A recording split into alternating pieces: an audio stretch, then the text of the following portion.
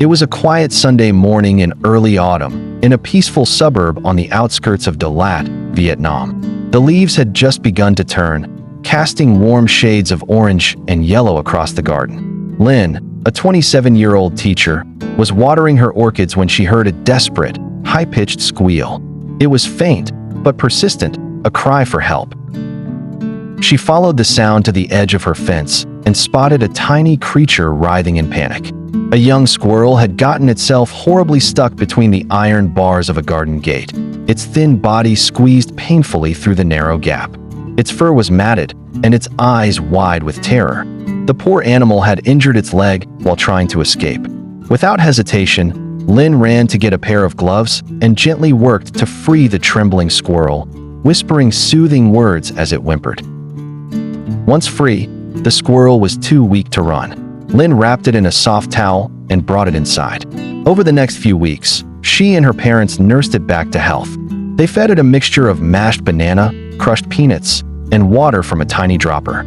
At night, it slept in a shoebox lined with warm cotton by Linh's bed. They named him SOC, the Vietnamese word for squirrel. What began as an act of compassion quickly blossomed into something more profound. As SOC grew stronger, he also grew bolder and undeniably cheeky. He darted across the living room curtains, launched surprise attacks on the family's socks, and had a curious habit of stealing hair ties only to stash them behind the television. He even tried to gnaw on the TV remote, leaving behind tiny tooth marks as evidence. Despite his mischief, SOC became a cherished member of the household. He followed Linh's father around the garden as he trimmed bonsai trees and often perched on Linh's shoulder as she graded homework. He had an uncanny sense of timing, always appearing at the dinner table just as the rice cooker beeped. The family stopped seeing him as a wild animal and began calling him BSOC, her little son.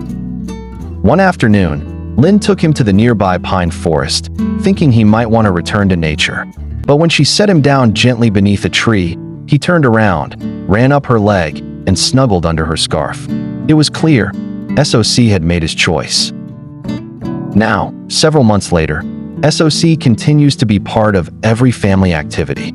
He rides in the family's bicycle basket when they go to the market, peeks out from Linh's handbag at cafes, and even joins video calls with her students, earning giggles and waves. From a terrified creature caught between metal bars to a joyful, mischievous soul who brings laughter and warmth, SOC's story is a quiet reminder of the power of kindness. In saving him, Linh's family gained not just a pet, but a new heartbeat in their home.